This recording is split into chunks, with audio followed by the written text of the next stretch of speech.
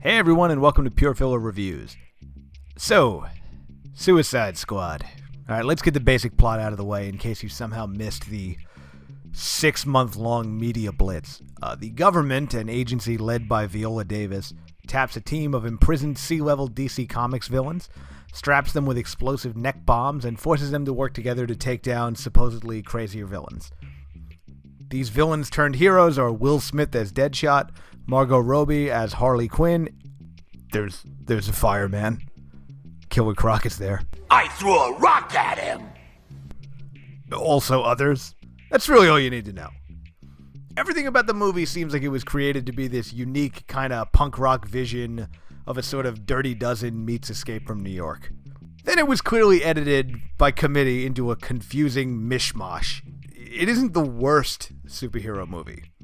It's a mess, but it's not the worst. That last Fantastic Four movie, for example, that thing's a disaster. Amazing Spider-Man 2, that one is a disaster. Suicide Squad is just an unstructured, oddly edited mess. So it's kind of hard to talk about this movie without talking about the ages of marketing mishaps that led to the movie we have today. The marketing team for this wildly mishandled the production at like every turn. It kept terrifying fans. Then into reaction to how freaked out fans were online and how pissed off comic book fans were after Batman vs. Superman kind of annoyed the hell out of everybody. They obviously started chopping up the existing movie and removing parts of it and shoehorning in other major elements. So going into this, it would have been really hard to have expected this movie to have been a slam dunk victory. I had three main things that the marketing team had scared the hell out of me about that I was very worried about seeing before I walked into the theater. And fortunately, all three of those turned out to be meritless. The first, I was worried about Batman. It felt like they were just jamming Batman in there because it seems like they jam Batman into anything that they don't have a lot of faith in. I thought his appearance in this movie was great, and I thought the way they used him was completely justified. The next problem was the Joker. The Joker seemed like nobody knew who the hell any of these characters were, and people like the Joker, so like Batman, let's jam the Joker in here. But I think he fit. I think he was a critical part of Harley Quinn's backstory, and I liked the way they put him in there. And finally, the last thing, I was really worried that this was going to be a movie about the bad guys who weren't actually bad guys. I expected them to be anti-heroes with hearts of gold who end up disagreeing but coming together to fight for what's right. And, that is partially true, but it's way better than I thought it would be. The characters are bad enough. They're evil enough. They didn't change Harley Quinn's origin story and make her into some odd... She's still a murdering lunatic who's obsessed with her psychotic boyfriend, the Joker.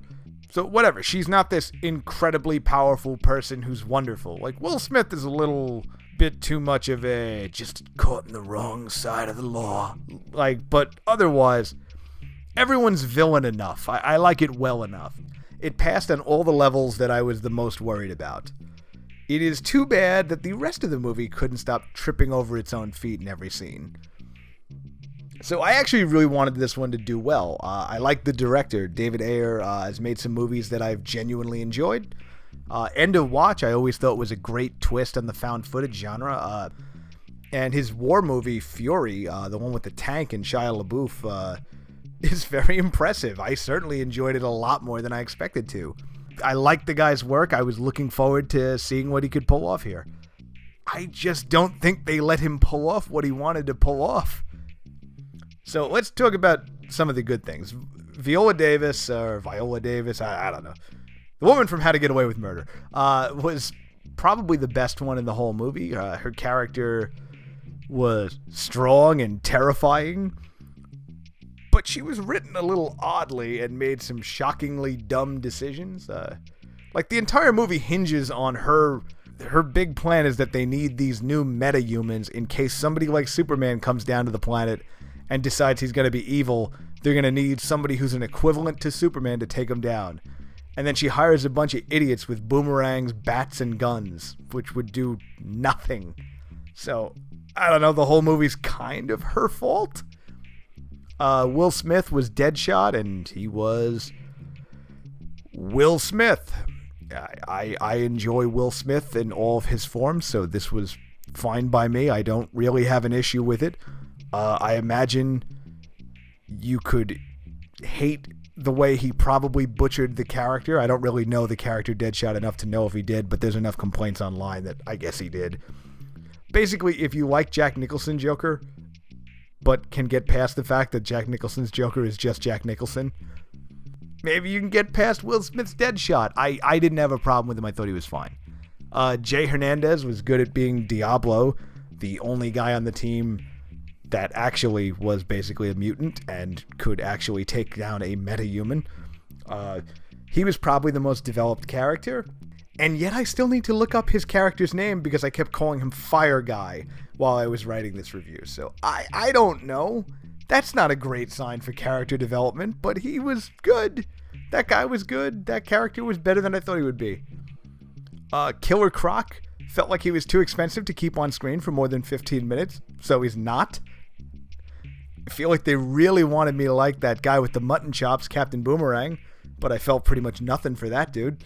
Margot Robbie's really good as Harley Quinn. I'm glad that she chose to not do that horrible, "Hey, Mr. J" accent for 90 minutes because that would have gotten very old very quickly. I cannot really tolerate Harley Quinn in the Batman video games for that long when she's on screen, just because that accent is fine and funny for 2 one-liners, but then she's delivering a monologue and it's okay. That's quite enough.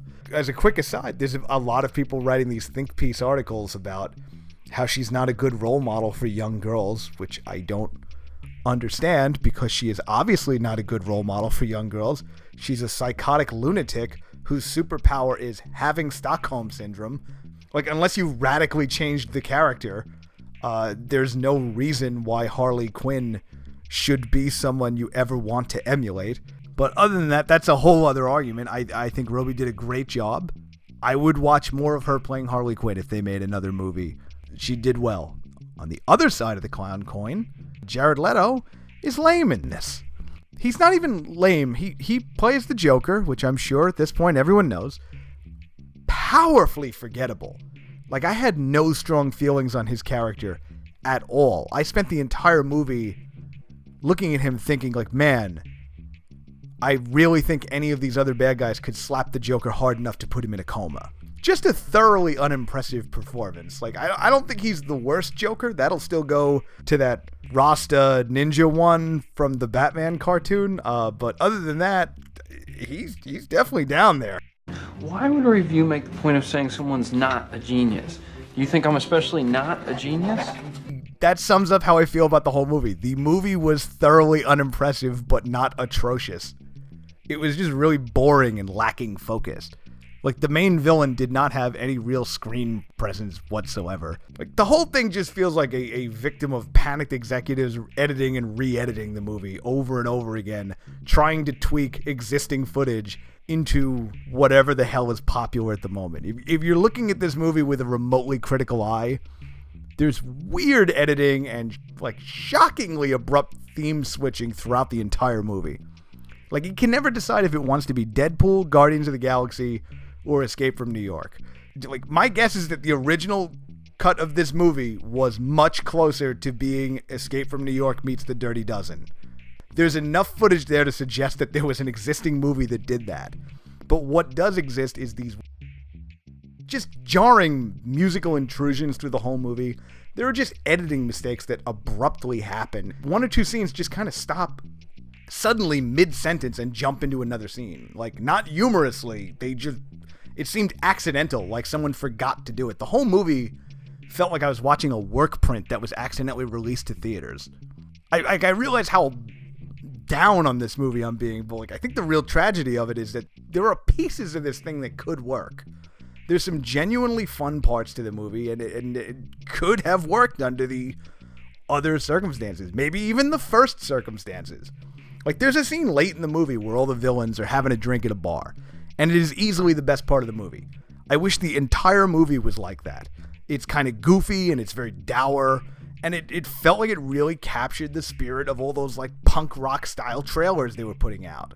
Like a Suicide Squad movie that used that punk rock tone would have been a very different beast. I never seen a comic movie besides Deadpool that deserved an R rating more than this movie. For a film where all the main characters have blowout brains and slice open necks as their superpowers, it's pathetically bloodless. Like, it is, you feel that PG-13 rating every step of the way. And towards the release of the movie, it really seemed like the marketing team finally kind of got its shit together and started embracing this sort of like weird Tank Girl vibe. And I think that's correct. Like, I think the image that we keep in our minds of what Tank Girl was is precisely the tone that this movie needed. Like, that's exactly what I came in here looking for. So when this comes to video, I do hope that the marketing team does the smart thing and releases a double disc Blu-ray set. One disc can have this theatrical cut, and the other can just be the first cut, the one that we didn't meddle with disc. And they can't call it the director's cut. They can't call it anything that'll let them save their pride. They need to own the mistake and be like, look, if you're going to embrace this punk rock marketing thing, then you need to make it a hard R rating. Add CGI blood and just call it the unedited, unfucked with cut. Something like that. Because if you're going to ape Tank Girl, and some of that marketing is clearly aping Tank Girl, then fucking ape Tank Girl. Do it. It's like, what we got is just this hodgepodge of odd editing, unfocused humor, unearned drama. So like, the movie isn't bad. It's fine. It's just forgettable. Like, it is a waste of time to see this movie. If you want to see it because you're already interested, my recommendation is to check it out when it comes to VOD or disc. I would not say go to the theater and spend money on tickets for this. It's not awful. It has its moments. I'm giving this a 6 out of 10. I feel like I'm being harsher than I want to be, but it's below average and a lot of mistakes throughout the whole movie, but it's not awful. And if you already have an affinity for these characters, you'll probably enjoy it. I don't know though, man. There's not a lot to recommend with this. Unless you just like whatever they put in front of you. Summer 2016, man, this has been a rough one. All right. Well, thanks for checking this out. If you disagree, let me know down below. If you agree, let me know too. Either way. And yeah, please like and subscribe. Thanks for watching.